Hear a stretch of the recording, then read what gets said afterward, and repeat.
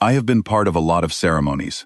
Flag folds at gravesides, color guards at dedications, honor escorts down long corridors while everyone stood still.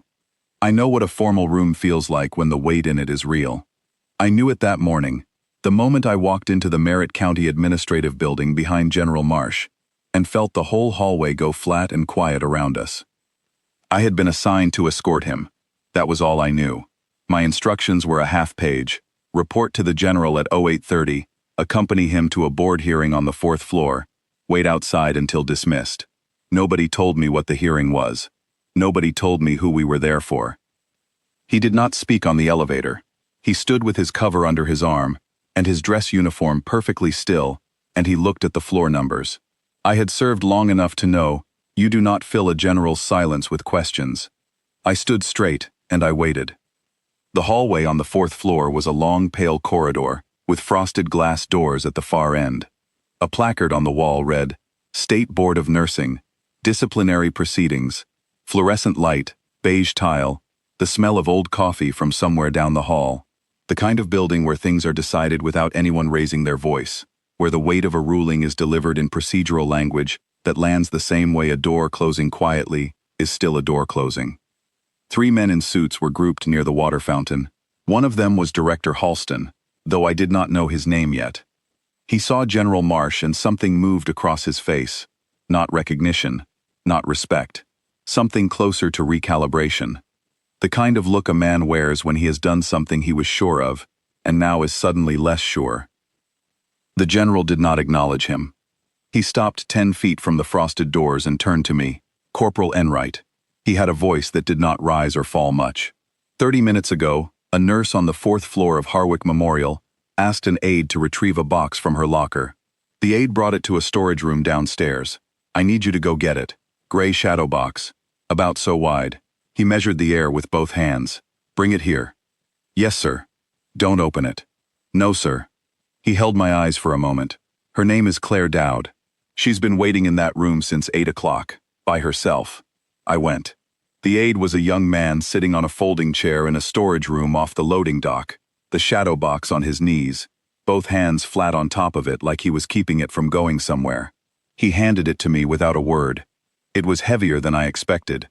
Through the glass front, I could see a folded document, something gold and green beneath it, and, pressed against the glass in the lower left corner, a small piece of paper, handwritten, folded once. I did not open it. I carried it back upstairs. The corridor was empty by the time I returned. The suits were inside. The general was standing alone at the frosted doors. He took the shadow box from me and looked through the glass at the folded paper, and for just a moment his jaw set tight. Then he straightened. Wait here, he said.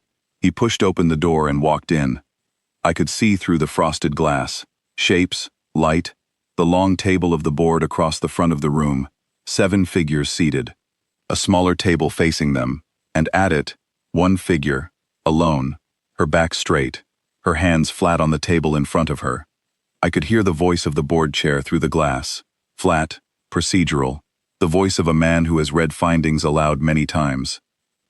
The board having reviewed the complaint in full and found credible evidence of practice beyond the scope of a registered nurse's licensure, it is the board's determination that revocation proceedings are. The door opened.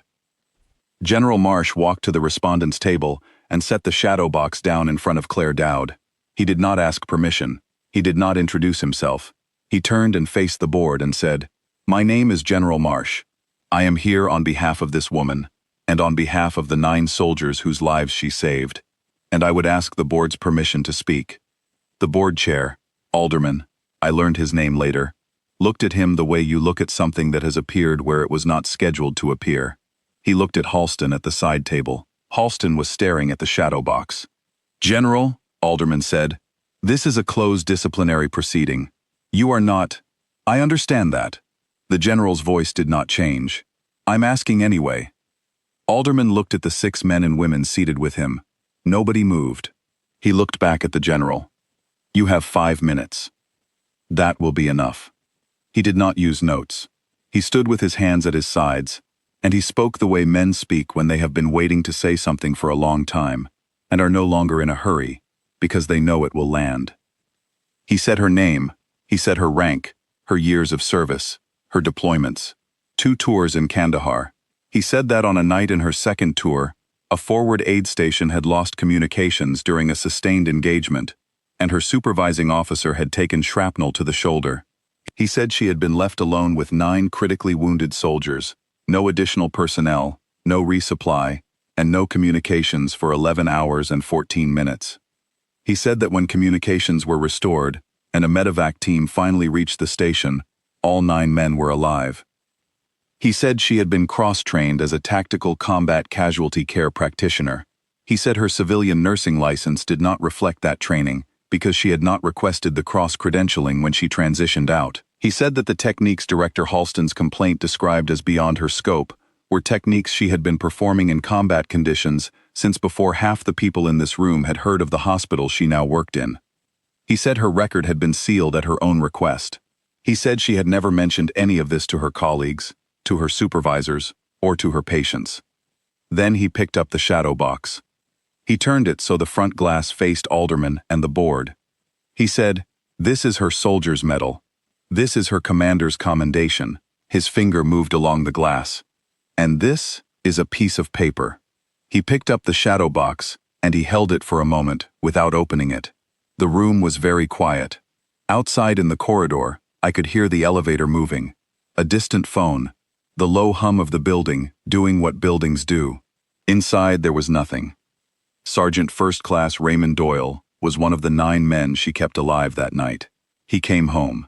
He spent 14 months at Harwick Memorial, fighting a second injury, and he died there 11 weeks ago. He paused. Claire Dowd was his nurse for the last 6 months. She was with him the night he died, not because she had to be. Her shift ended at 2 in the morning.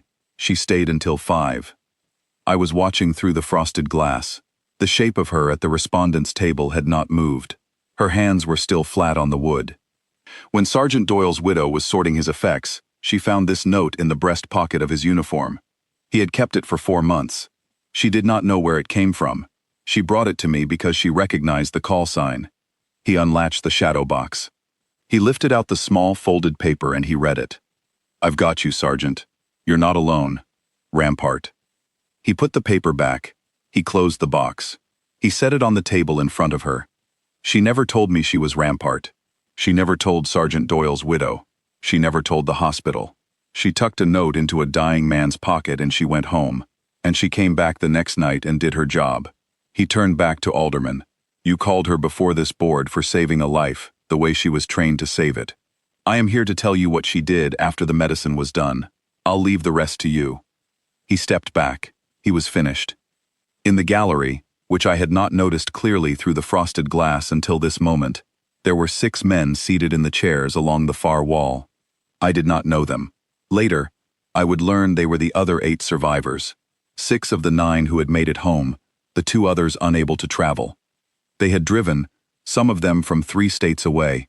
They had been in those chairs since 8 o'clock. The man on the far left stood up first. He was tall and moved slowly, and I could see by the way he held his right side that something in him had not healed fully. He stood straight anyway. Then the man next to him stood. Then the next. One by one, in silence, all 6 of them came to their feet. No one called them to attention. No one gave an order. They just stood, the way men stand when there is nothing left to say, and standing is the only word that means anything. Alderman had stopped reading. His papers were flat on the table in front of him, and he was looking at the 6 men, and he was not saying anything. Halston, at the side table, was looking at the floor. He had been looking at the floor since the general read the note. Claire Dowd turned in her chair. She looked at the 6 men standing. She did not cry. She did not look away. She looked at each of them in turn, and whatever passed between them I cannot name, only that it was old and earned, and had nothing to do with this room, or this board, or this complaint. After a long time, Alderman cleared his throat. "The board," he said, and then he stopped and started again. "The board declines to proceed with revocation." He was looking at his papers when he said it, not at Halston, not at her. Then he looked up, and he said, quietly, the procedural flatness gone, "Thank you for your service, Nurse Dowd." She nodded once. She did not look at Halston. She did not need to.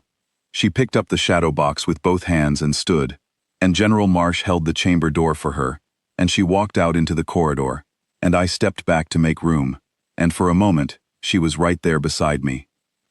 She was maybe 30 years old. She had dark circles under her eyes that looked like they had been there for weeks, and she was wearing the same worn lanyard she wore every day at the hospital, her ID badge face down the way it always was. She looked like somebody who had come from a long shift and was about to go to another one. She looked at me, I think because I was the only person in the corridor who was not in uniform and not in a suit, just a man standing there with nowhere to be, and she said, "Thank you for going to get that." I had carried the box 20 feet from a storage room to a hallway. That was all I had done, but she said it like it meant something, and the way she said it made me understand that for her it did, that someone had done a small thing and not asked why, and that the not asking had mattered. "Yes, ma'am," I said. She nodded and walked to the elevator. The general fell in beside her. I watched them go. Inside the chamber, behind the frosted glass, the 6 soldiers were still standing. I have been part of a lot of ceremonies. I know what a formal room looks like when the weight is real and when it is performance. That morning in Merritt County, in a pale corridor with a placard on the wall and a water fountain nobody was using, I learned something I did not expect to learn. The heaviest honors are the ones people never display. The ones pressed behind glass in a box on the back shelf of a hospital locker, waiting to be of use to someone who needed them more. She had kept 9 men alive, and then gone home, and come back, and done it again, and never once asked the building to know her name. I think about Sergeant Doyle's note sometimes, what it must have meant to him to find it in his pocket on a hard night, to hold it, to keep it for 4 months in a breast pocket like something worth carrying. One line, no rank, no record, just, "I've got you, you're not alone." She had been doing that her whole career, one way or another, and she had been doing it alone. Not anymore.